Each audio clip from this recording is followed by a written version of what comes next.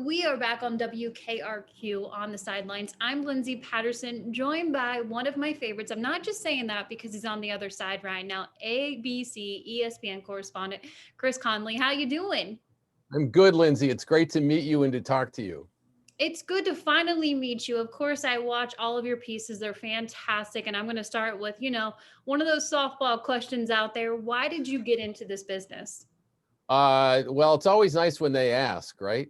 That helps. When I graduated college, I didn't really know what I was capable of doing. I guess I felt I could write a little bit, but I wouldn't know how that would get started. And so I taught school for a year. I worked at a magazine for a while. And while I was working at a magazine, a guy named John Walsh, who used to edit that magazine, would come by and we would talk. And John went on to be a huge figure at ESPN and to sort of create Sports Center into the thing it became. And then down the road a little bit after I'd worked at MTV for a while, John asked if I'd be interested in coming over to ESPN. And I'd always liked sports. I'd always followed sports. And so he was kind enough to give me that opportunity. And that was 2001. And here I am now. What makes a good storyteller? Because when I watch your pieces, you've had me hooked since I was a kid, from the My Wish stories to other pieces you have on ABC and ESPN. What makes it a good story? Well, as you know, as well as anyone, what makes it a good story is the subject, is someone who has an interesting story to tell and to let them tell their story in the most compelling way, compelling for the person who's telling it and compelling eventually for the audience.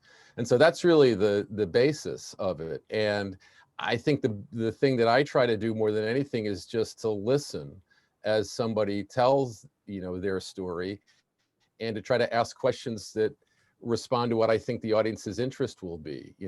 Sometimes I like to say that when I'm sitting down with somebody who has a great story, as much as I research and know about that person and try to understand, I'm really just asking two questions. And those are, what happened and how did you feel about that? And really just those two questions, one that's kind of about a timeline, the other that focuses on a moment here and there. Those two questions and listening to the answers, I think, are the most useful things I can do. I think in the sports world, obviously, if I'm about to interview someone, a broadcaster, a football player, I'm going to do my homework about them. But like you mentioned, you have two questions that you really bring in. What's the research like for, the sports stories, the news stories? What's that like? And how long do you really put into that before you work with the subject? Well, I know you do a ton of that because I can see it in the work that emerges when you're talking to people. And that's the big part of the process. And obviously, in the brave new world with the internet, there's a lot of stuff you can find out about people and the things that they've been up to and the things that interest them. And when I'm interviewing a well-known person, assuming I have a little time, because we don't always have time, in the first 5 minutes, I usually like to mention something in the first 5 minutes that person wouldn't expect me to know. Just something that's different, something that I found out about them in high school, or something about their family, or some unusual project they were involved in. I like to throw that out there in the first 5 minutes, just so maybe they'll look at me as someone who paid a little attention to what their history is. So I may do that more for me than for the interview, but that gives me confidence when I'm sitting down with somebody who I feel like has been interviewed a lot. This is different times. It's 2020. We talked right before I hit the record button, just kind of how different this is, and your job, and really getting back to the interviews and doing them virtually, because our jobs don't stop just because there's a pandemic right now. Sports returned, and you're here still telling stories. What's been the hardest part about it, not being in person and doing it virtually? Well, we all get used to the technology, right? Like we have probably all gotten a little better at doing this kind of thing than we were back in March. And so I've found that we've had some success with interviews over this format because in some level it's not so different. We're still locking in on people and listening to them and asking them the things that we want to know. The thing I notice that you can't do is that you can't follow someone into the bedroom when they get up from where they're sitting to try to explain what it is you're doing, or to make them more comfortable with what you're doing if it's the first time they've ever been on television, or answering these kinds of questions. So it's that kind of like getting a sense of somebody and understanding what their concerns are, that makes this long distance interviewing a little more challenging sometimes. And if you are writing an interview as opposed to just doing it for TV, you can't always describe where they are or what their house looks like or what their life is like in the same way that you can if you're literally there. And I just miss meeting new people and hearing their stories and seeing where they live and having them kind of, show off their house or describe their lives. So I miss that as well. But like you say, we've had to adjust to this new technology, and I think we're trying to get as good at it as we can. I have a connection here of you and a former Cincinnati Bengal, Rex Burkhead, and obviously the Hoffman family and what they've been dealing with. I think of Jack Hoffman in that moment, and just years ago, everybody will remember that famous Nebraska game, and Jack Hoffman and his family, unfortunately, have another obstacle they're dealing with. How are the Hoffman family right now? Well, it's a very challenging situation for Andy Hoffman, who continues to undergo treatment for the brain tumor that was discovered back in July. And, certainly everybody who cares about Andy, and there are millions of people like that, and all the people who've been helped by the funds that Andy has raised and the awareness for pediatric brain cancer research that Andy has brought, everyone's pulling for Andy in this latest challenge to hit his family. And you're right, there is a Bengals connection with Rex Burkhead, but there's also a connection with Zach Taylor, because the first thing that Jack Hoffman ever knew about the Cornhuskers was that Zach Taylor was the quarterback. As Andy was great about telling us, he really indoctrinated his son Jack into the ways of the Cornhuskers. And when Jack was 3 years old, he knew who the Cornhuskers quarterback was, and it was Zach Taylor. So there's plenty of connections there. And but Andy's spirit is amazing. He welcomes the battle metaphor when it comes to illness. And so using that kind of language, he's very up for the fight. And he has so many people in his corner rooting for him. I think of when you sit down with people, and obviously as a storyteller and the connections and just watching the pieces that you've put together, there's probably a lot of underrated pieces when it comes to relationships and things that you learn from just talking to someone. But if you could point to one thing, what's one of the most underrated spots of this job? Well, it's really getting to know people's, families. I mean, as you know, and you've been such a wonderful supporter of the My Wish stories that we've done. And it's certainly meant a lot to me that you've supported everything that we've done these many years now. And of course, we're eager to tell those stories again once the pandemic is over. But it's really remarkable every time to see what families do on behalf of their children, to see how resilient and strong and courageous and funny kids can be going through the experiences they have to go through as they try to get better, and how resourceful parents are, how strong an advocate parents can be for their children in the context of their health challenges. So I'm just constantly amazed at seeing the family dynamics play themselves out. The advocacy and the support and the resourcefulness that mothers and fathers have for their kids, and the kind of indomitable wit and spirit and good humor and upbeat qualities that these children have. It's it's a great story to tell, and everyone is very different. Like, every story is specific. At least that's what we try to try to make sure people understand. But those themes are the ones that always strike me, and I'm always thinking about that whenever I leave a home after we've talked to these families. I remember so many times, and I'm always into the feel good story, and I love sports, but I always like the story behind it, that I would go on YouTube and search all the My Wish stories and just have them playing in the background, and always watch them. They're so well done, and I highly recommend watching them. But I know you're not gonna have one that you really want to point out, but I'm gonna make you do it. Do you have a favorite piece or product that you put together? Well, I mean, on the My Wish front, it is like asking, which child is your favorite. But I can't resist, just because, in the pandemic, I've still managed to be in touch with some of the children and families that we've done over the years. And it was a very big year, for obvious reasons, for our wish child Ziggy from El Paso, Texas, because Ziggy, who has SMA and so uses a really cool motorized wheelchair that he'll tell you all about, Ziggy got to manage the Dodgers for a day.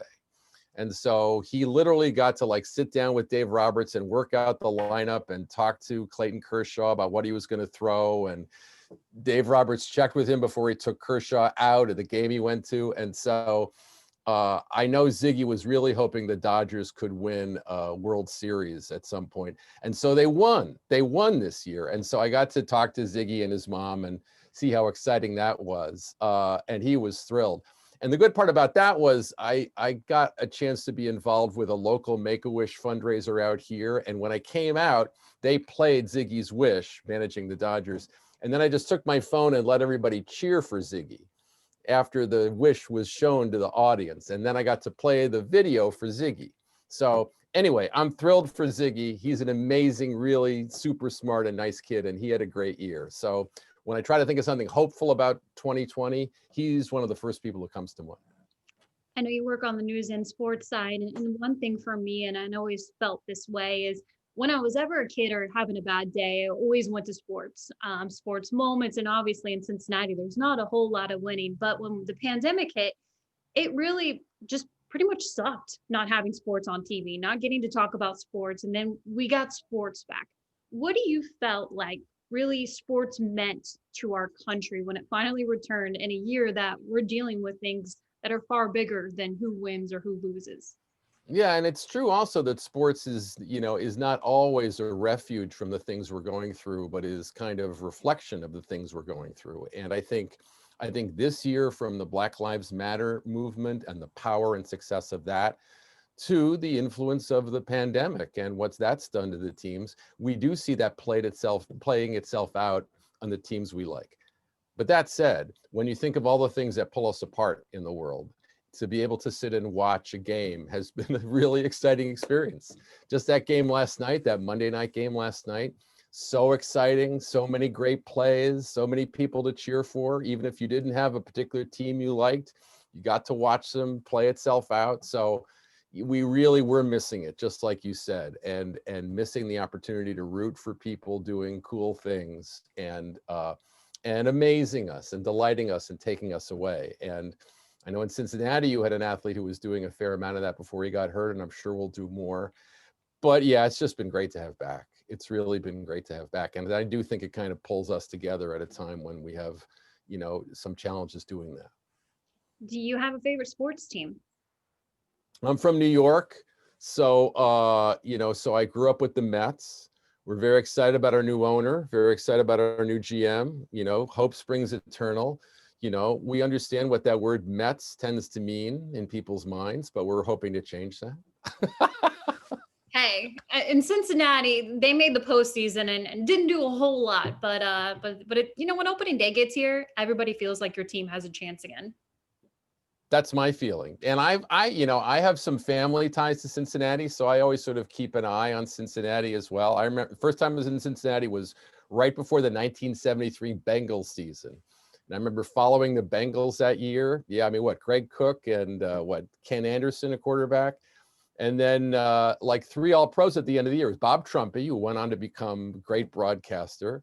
Isaac Curtis, I think, who is a phenomenal receiver, who I think still lives in the Cincinnati area.